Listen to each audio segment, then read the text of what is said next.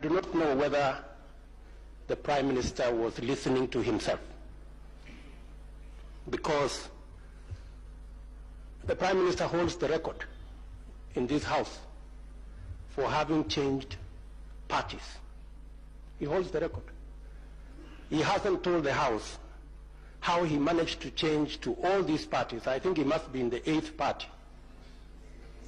What drove him from one party to another? Was it the policies he was following, as he's telling the House? Mr. Speaker, the honourable member is saying that I hold a record. I have changed political parties 4 times, because NAC was not a political party. As such, we were only an LDP.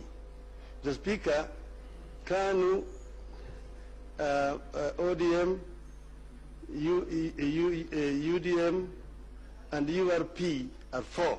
He himself, Mr. Speaker, has changed parties 4 times like myself.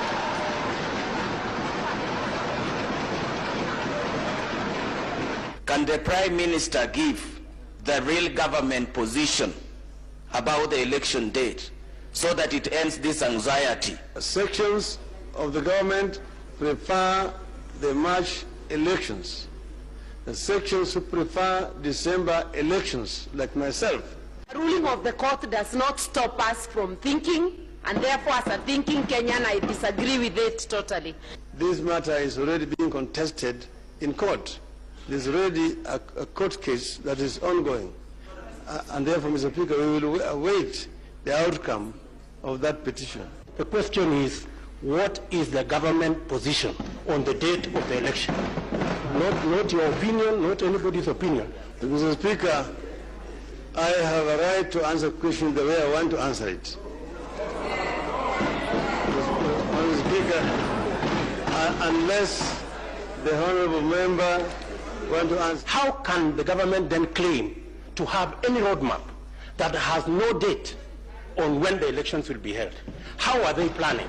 Mr. Speaker, I think the Prime Minister should take the business of this House seriously. First, Mr. Speaker, I say that the court made a ruling, and we respect that ruling. And that, Mr. Speaker, is what the President has gone by. Mr. Speaker, I should even have added that, Mr. Speaker, that was also adopted by the Cabinet. So, Mr. Speaker, if you want official government position, that is the official government position. I want the Prime Minister to confirm to the nation that he is the father and the architect of ethnic balkanization and mobilization in this country, starting with the region that he comes from 15 years ago. Is it in order for the Honorable Duale, in a bid to ask the Prime Minister a question, to cast aspersions on the character and personality of the Prime Minister by saying that is the architect? Order, member for question. Order. He merely asked a question, which is entitled to.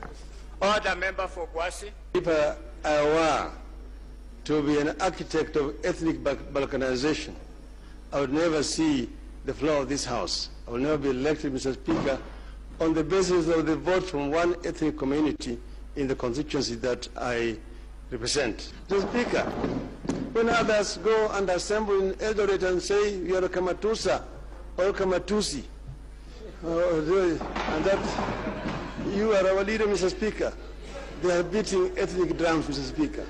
I do not know whether the Prime Minister was listening to himself, because the Prime Minister holds the record in this House for having changed parties.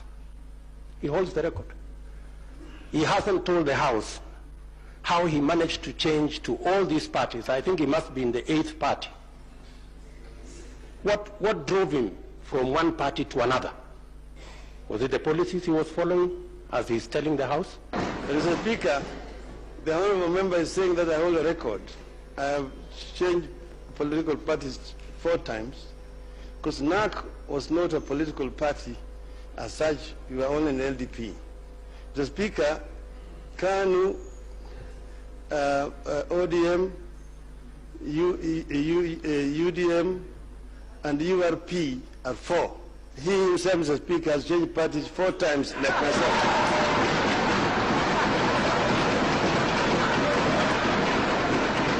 The climax of the political showdown was the Kolomani MP Dr. Boni Halwal's cheeky attempt to question the authenticity of Prime Minister Raila Odinga's latest honorary degree.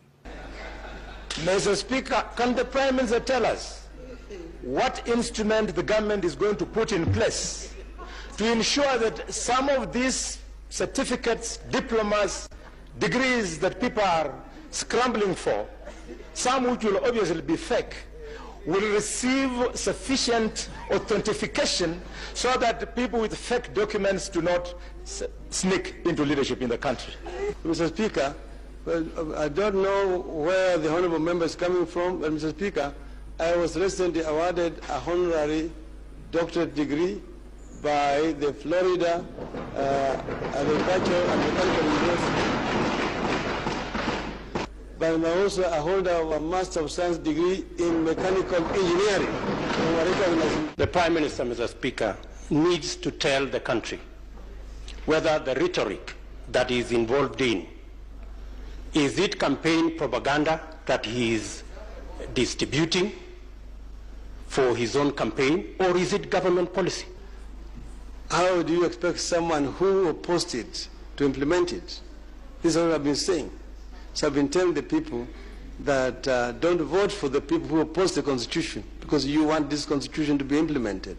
It can only be implemented by those who believe truly in it. It's on record that the ODM said they want us, those who have been taken to the Hague, to be tried in the Hague, and that there was no court in Kenya that would try us.